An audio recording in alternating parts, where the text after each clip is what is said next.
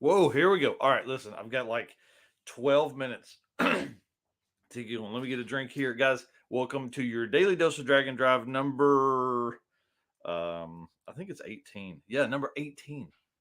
Done this a couple times.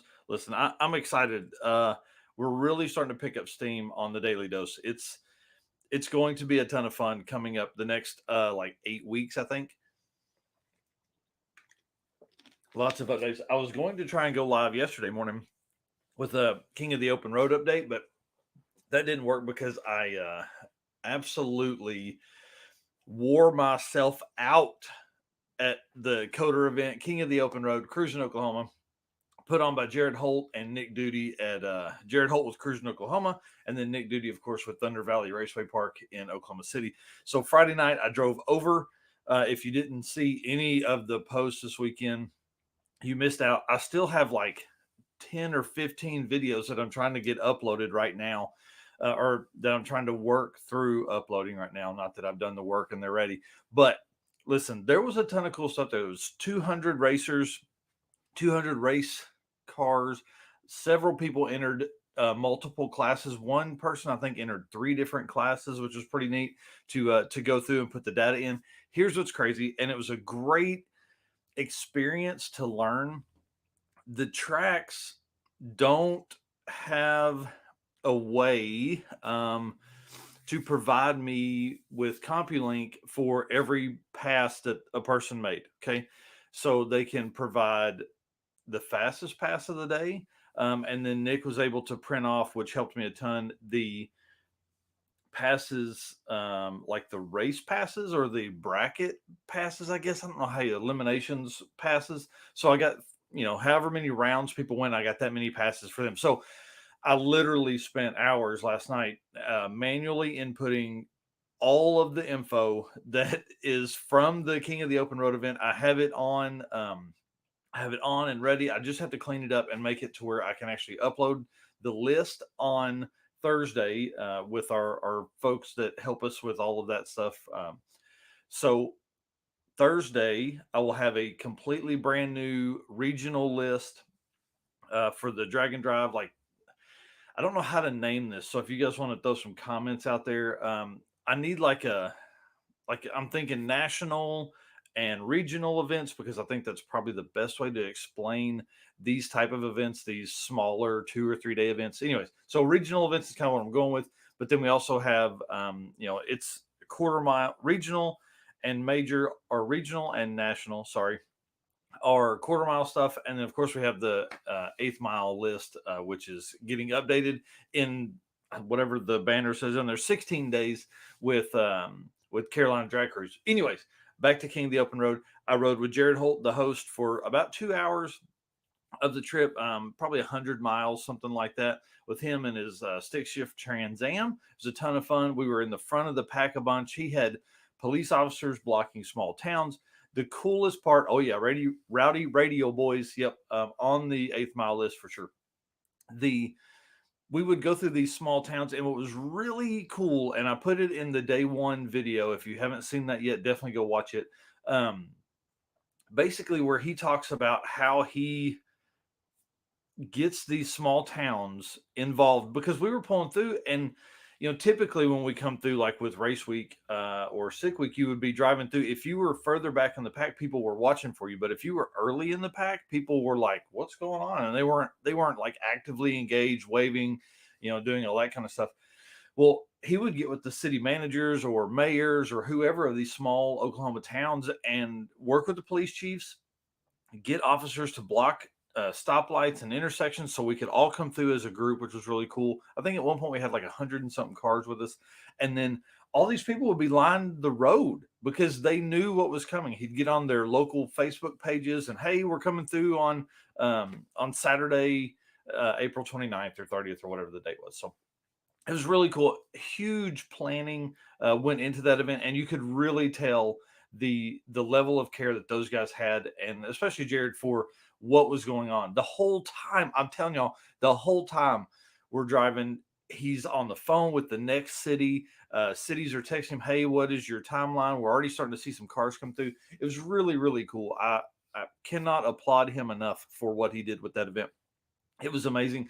And then obviously it was an elimination style, so that obviously created a little more struggle on my end. Oh, hey, I see somebody gave us a like. Make sure you hit that like button. Make sure you're commenting because that helps show it to more people. God, I got 7 minutes. I'm still talking about King of the Open Road. So many updates. With the eliminations, it was a lot. It basically gave so Dustin Cottle and Red Hat Scotty were there, and what Dustin said was, "This is a great test for Rocky Mountain and Race Week." What's up, Brian? Because you made the route right, and then you came back for qualifying, and then and then Sunday was racing. Well, if you're in an index class, you need to make some passes to figure out what you can do to make it work, right? To make your truck work, which is what Dustin Cottle had with it's not the unlovable Chevy Love, but it's its twin. um, he ran his personal best, okay, and was trying to slow the truck down, but it was working so well. He's like, I'm gonna swing for the fences. Ran a 969, and if you guys remember on sick week, he had just broken. I think he had ran a 991 at Gainesville. So huge step. I mean, Thunder Valley always puts it down. You know that, and it definitely did it this time. So 969 personal best for him, which was amazing. And Red Hat Scotty is so close, so close to a 9 second pass. It is absolutely, it's sad, really. Noah Inky with the multicolor Mustang that was at our Drag and Drive event in April. He was there, ran his personal best 11:09 in that car. Aaron Fowler said he ran a personal best in the quarter with it turned down and went 1087. It was crazy. What's up, Ken? That car, what's wild to me is so he makes the drive, he comes back, he pulls in as they're doing the 11-second first round. So just coming off the road, Aaron didn't want to. Uh, I've put a short up last night of this story too, but he didn't want to just run right into the lanes. So he goes down, gets the car ready. Second round of qualifying, dude goes 11:008 and is in third place in the 11:0 index. Like 11:008, y'all. That's insanity.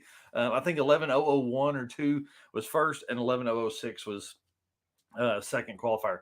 So there's some pretty heavy competition, obviously, in the 11:0 class, and Aaron's getting ready for race week for later this year. So I hope that car. I mean, that car is definitely dialed in. And if you're in a 1087 as a personal best, that car is right on the limit at 11:0. So that's pretty awesome. If I could ask you guys to do one thing for me, if you can share this out real quick, let's do one last little bit. What's up, Stony? One last little bit of KOTOR stuff. Justin McMurtry won overall. His average is a 7:4005, which is obviously the fastest in the for the regional events. Cody Hoffman, right behind him with a 7:4915. Guys, listen, they were in the Outlaw finals, Cody and Justin, and they both ran 7:44s. It was insane. I think Justin had turned his car down because earlier he had went 7:36 at one point, and somebody ran a 7:20 during the week, but I don't have it on my sheet. So I'm asking a few questions in the Cruis'n Oklahoma group to see what's up, Travis, to see if they have see if I can get some extra times. Okay, we got 3 minutes. Let me bust through this last little bit here. Sick the Mag, if you were on the Circuit Drag and Drive, go to the Circuit Drag and Drive group and follow the link for Sick the Mag. They're asking for stories from the weekend to keep up with all that kind of stuff. Super excited about that. It was it's pretty cool that they're going to do that. I was messaging with Luke yesterday and this morning that I sent all the data to them. So they'll have, I think they're going to start posting or start printing the times, like everybody's average time or however they want to do that. I gave him all that data. And then I'm also sending him that for King of the Open Road. Our buddy Chris Story was there at both.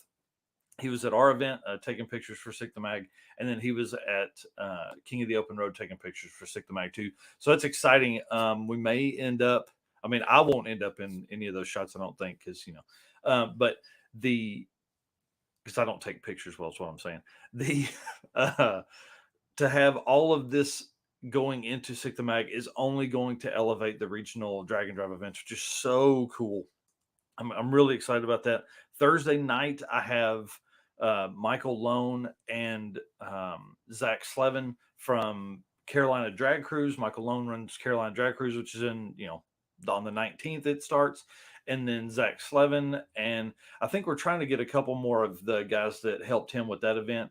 Did the Cruis'n lose in Kearney, Nebraska a couple weeks ago. So tons of cool stuff coming. Y'all, this is really we're going to go next level with this. It's exciting. I had some shirts made. I should have been wearing one this morning, but it's a little chilly here in Northwest Arkansas. Dragon Drive Addiction shirts. They are at the printer. They're so it's exciting. Um, Luke's actually messaging me right now. That's pretty exciting.